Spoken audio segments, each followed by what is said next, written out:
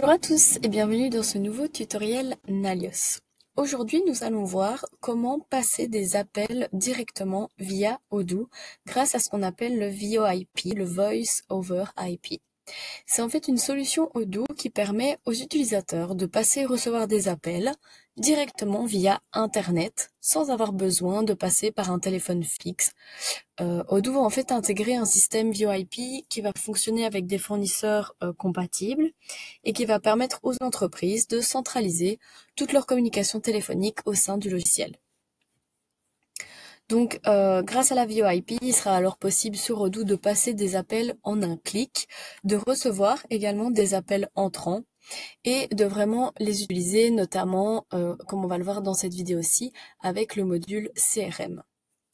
Donc tout d'abord, la première étape, c'est d'aller dans les applications et de télécharger le module VoIP. Une fois que vous aurez téléchargé ce module, vous aurez en fait ce petit symbole ici qui va apparaître. Si on clique dessus, ça ouvre un petit onglet ici en bas où on retrouve trois grandes catégories qui sont tout ce qui est appels récents, donc où vous pouvez retrouver les différents appels que vous avez eus aujourd'hui par exemple.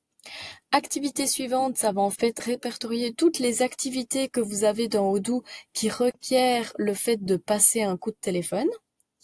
Et contact, là vous avez en fait toute la liste de vos contacts. Vous pouvez très bien les rechercher via la barre de recherche ici directement pour aller plus vite également. Ici en bas, vous avez un pavé numérique pour saisir un numéro entrant vous-même. Et si vous voulez téléphoner, il vous suffit de cliquer sur le téléphone juste ici. Pour effacer, c'est la petite flèche. Hop. Si je retourne sur mes contacts, je vais par exemple cliquer sur Aka Foster. On peut voir que le numéro de téléphone ici est en bleu. Donc si je clique dessus, je passe un coup de téléphone à Aka Foster. Et on peut voir que l'appel est du coup enregistré juste ici. Si je veux raccrocher, il me suffit de raccrocher juste là. Je peux également envoyer un mail à Aka Foster depuis le VoIP directement. Je peux accéder à sa fiche contact. Et je peux également planifier une activité. Donc voilà pour l'interface globale du VoIP. Mais comment l'utiliser par exemple dans le cas du module CRM? Donc si je me rends dans mon module CRM avec toutes mes leads et mes opportunités, je vais voir qu'il y a des téléphones maintenant qui s'affichent sur mes différentes tâches. Par exemple, prenons l'exemple de opportunité Fanny Test. On peut voir que ça me permet soit d'appeler directement Fanny Test. Donc si je clique dessus, je vais pouvoir voir les activités en lien avec elle ou les moments où je suis censée appeler.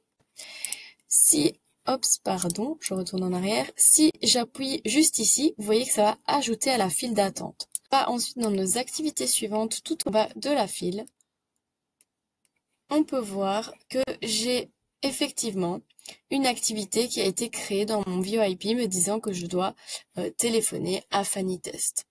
Depuis cette tâche, je peux à nouveau envoyer un mail, accéder à la fiche client, mais également accéder à l'opportunité, donc à la tâche qui se retrouve dans CRM.